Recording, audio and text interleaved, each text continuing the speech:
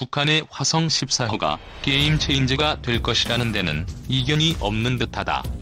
한반도 및 동북아 안보 구조에 근본 변화가 예상된다. 미국 역시 그동안의 느긋한 태도와는 사뭇 대조되는 반응을 보이고 있다. 일단은 압박을 전면에 내세우지만 대화도 배제하지 않으면서 해결을 위한 발걸음을 재촉한다. 북한의 대륙간 단도미사일이 미국 본토 어디든 도달할 수 있는 전무후무한 사태가 눈앞에 다가왔기 때문이다. 7월 28일 두 번째 발사된 화성 14호에 대해 미국 국방성이나 미사일 전문가들은 대기권 재진입에 일부 미흡한 점이 있으나 몇 차례만 더 시험하면 내년에 실전 배치가 가능한 수준이라고 평가한다. 미국 자신의 안전을 위해서도 이제 남은 시간은 1년도 안 된다. 미국의 안전만 위협하는 게 아니다. 아시아 동맹국에 대한 영향력이 송두리째 사라질 판이다. 동맹국에 대한 미국의 영향력은 보통 해구산이라 불리는 확장 억지를 통해 보장돼 왔다.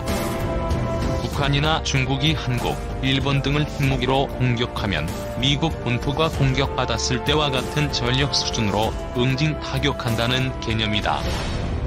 ICBM과 잠수함 발사 탄도미사일, 전략 폭격기 등 3대 타격 수단에 미사일 방어와 초정밀 타격 체제가 더해졌다. 북한 조선중앙통신은 7월 28일 대륙간 단도미사일 화성 14호를 2차 시험 발사했다고 보도했다. 그동안 일본은 미국이 워싱턴 혹은 뉴욕이 공격당할 위험을 무릅쓰더라도 도쿄를 지켜줄지에 대해 끊임없이 질문을 던져왔다. 그 질문은 1960년 2월 미국의 온갖 방해에도 독자 핵 개발에 성공한 프랑스 드골 대통령이 먼저 던졌던 것이다. 파리를 지키기 위해 미국이 과연 뉴욕을 희생할 수 있을까? 일본의 질문이 있을 때마다 미국은 자위대 고위 간부들을 미국 핵시설에 초청해 확장 억지에 대한 믿음을 주기 위해 부심했다. 그런데 중국보다 더 위험한 상대가 등장했다. 바로 북한이다. 북한은 최근 활발히 활동하는 핵국가일 뿐 아니라 미국의 확장 억지력을 무력화해 미일 공조의 약화와 한미 동맹으로부터 한국의 이탈을 촉진하는 것이 핵미사일 고도화의 전술적 목표라고 공공연히 말한다. 한국과 일본이 디커플링되고 나면 어떤 일이 벌어질까? 일본 개요 대학의 진보 겐 교수가 일본의 보수 시사 월간지 보이스 7월호에서 분석한 내용은 시사적이다. 북한의 핵 독트린이 자위적 핵 보유 노선인 최소한 억지 이론에서 한정적인 핵 사용을 정당화하는 한정 핵이론으로 바뀔 가능성이 높다는 것이다. 북한은 지금까지 적이 침략을 격퇴하고 보복하는 용도로만 핵을 사용한다는 최소한 억지 독트린을 내세웠다. 핵선제 불사용 비핵 국가에 대한 핵 사용 금지 궁극적 비핵화 노선 등이 그에 해당한다. 그러나 최근 전면전 상황을 가정하지 않더라도 주일 미군 기지 등에 대한 정밀 타격 등에 한정적으로 핵을 사용하는 것이 가능하다는 공격적 핵 독트린으로 이동하는 모습을 보여왔다. 북한 화성 14호가 미국의 확장 억지력을 무력화해 북미 간의 전략 레벨의 안정이 이루어지면 주한 미군 기지나 서울 등 한국의 대도시 같은 전술 단위 또는 주일 미군 기지, 도쿄 같은 전역 단위의 도발을 해도 전선이 더 이상 확대되지 않는다. 이론적으로 핵의 한정적 사용이 가능해진다. 예컨대 북이 서해 5도를 통상병력으로 기습 점령하고 동시에 서울을 핵 공격하겠다고 위협해도 미군의 지원은 저지돼 한국이 반격을 못하고 주춤하는 상황이 올 수 있다는 것이다. 물론 아직은 이론적 가정이다. 그러나 전문가들 중에는 기존 안보 구조의 변화가 불가피하다는 주장이 벌써부터 등장한다.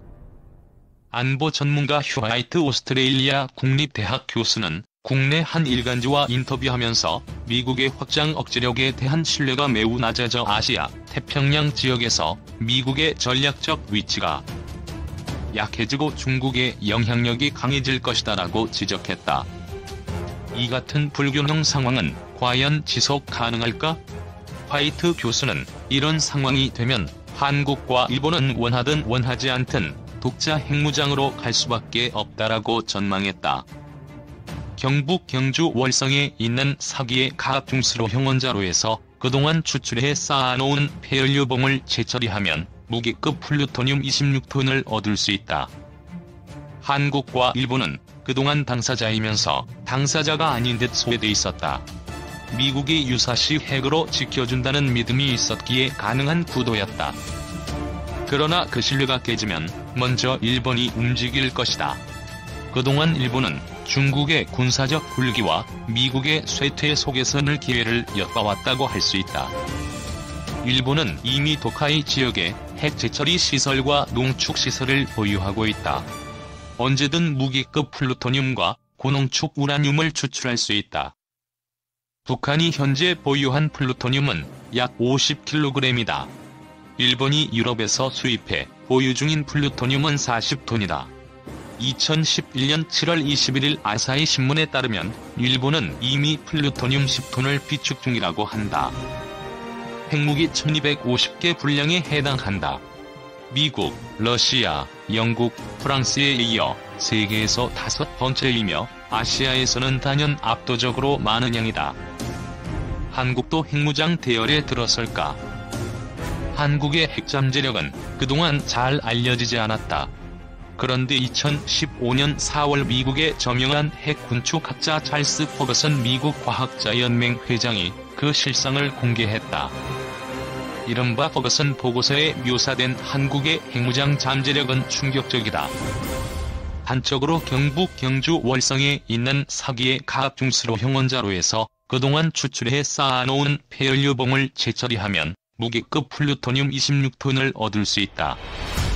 핵무기 4,330개를 만들 분량이다. 지금도 월성 원자로에서는 매년 핵무기 416개를 만들 수 있는 2.5톤의 준무기급 플루토늄이 생산된다. 증폭분열탄이나 수소폭탄 제조에 필요한 중수소와 삼중수소도 상당량 확보돼 있다. 한국은 플루토늄 재처리 공장을 1980년에 완공할 예정이었으나 박정희 대통령 사망으로 흐지부지된 바 있다. 지금이라도 결심만 하면 단순하고 속도가 빠른 재처리 시설을 4에서 6개월 내에 완공할 수 있다고 한다. 수준 높은 컴퓨터 기술을 활용하면 초고속 전자 기폭장치도 쉽게 만들 수 있다. 컴퓨터 기술을 이용하면 핵분열탄이나 증폭탄, 수소폭탄 실험은 할 필요도 없다. 한국의 경제 규모나 핵산업에서의 국제협력 그리고 핵확산 방지에 대한 그동안의 국제 기여를 감안하면 한국이 핵확산 방지 조약 제10조의 국익조항을 원용해 NPT에서 탈퇴하고 핵개발을 강행하면 국제적으로 막기가 어렵다고 퍼거슨 보고서는 지적한다. 그렇다고 한국이 경솔하게 핵무장의 길을 선택할 것이라는 얘기는 아니다. 북한과 중국에 의해 계속 코너에 몰리고 일본이 핵무장 카드를 꺼내드는 순간 한국 역시 핵무장 대열에 들어서게 되리라는 지적이다. 동북아 지각 변동이 2단계까지 가지 않기를 기대할 뿐이다. 거부권을 갖는 유엔 안보리 상임이사국에 독일이 들어가려 한다. 이를 위해 프랑스와 독일이 아인 조약을 맺었다. 영국은 동조하고 싶지 않겠지만 EU에서 탈퇴하겠다는 브렉시트 소동을 벌이고 있는 상황에서 프랑스와 독일이 합의한 일에 끼어들 수 없다.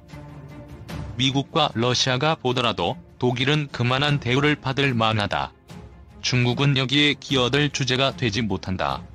프랑스와 독일은 이런 입지를 정밀히 타산해본 후에 이 문제를 공식화시켰을 것이다. 2018년 기준 한국 경제력은 미국, 중국, 일본, 독일, 영국, 인도, 프랑스, 이태리, 브라질, 캐나다, 러시아 등에 이은 세계 12위다. 주변 4개국 가운데 미국, 중국, 러시아는 핵확산 금지 조약에서 인정하는 피오에 속하며 북한은 2006년 핵실험을 하고 계속 핵전력을 증가하고 있다. 한국만 핵을 갖지 못하면 볼품없는 미끼 신세로 전락하고 만다. 국제원자력기구에서는 한국을 일본, 남아프리카 공화국과 함께 마음만 먹으면 2년 이내에 핵무장할 수 있는 국가군으로 분류하고 있다. 문재인 정부의 탈원전 정책으로 말미암아 그 기간이 4년으로 늘어났는데 일본은 몇 개월로 줄어든 것으로 보인다. 세계 제4위로 높게 평가되는 원자력 기술 인력의 해외 유출과 대학 원자력 학과 박사과정 학생 입학이 사실상 중단되는 것은 치명적인 국익훼손 행위다. 미국은 냉전 이후 비확산 체제 유지를 안보 전략의 중심으로 삼았다. 한미동맹을 안보 골격으로 삼은 한국으로서 미국 정책에 거슬릴 수 없었음은 불문가지다. 미국은 한국의 탄도미사일 개발도 한국이 1970년대 미사일 개발 초기 단계에 약속한 180km로 묶어두려 하였다. 그러나 이제는 상황이 바뀌었다. 탄도미사일 사거리도 300km에서 500km로 연장되었고 사거리 1500km의 순항미사일 총령도 전력화되었다. 1964년 중국이 핵을 보유하게 되었다. 소련과 경쟁하는 와중에서 핵전력 보유는 결정적이었기 때문이다. 인도는 1960년대에 중국과 국경 분쟁을 치렀다. 네로는 핵을 갖는데 진력하여 1974년 핵을 갖게 되었다.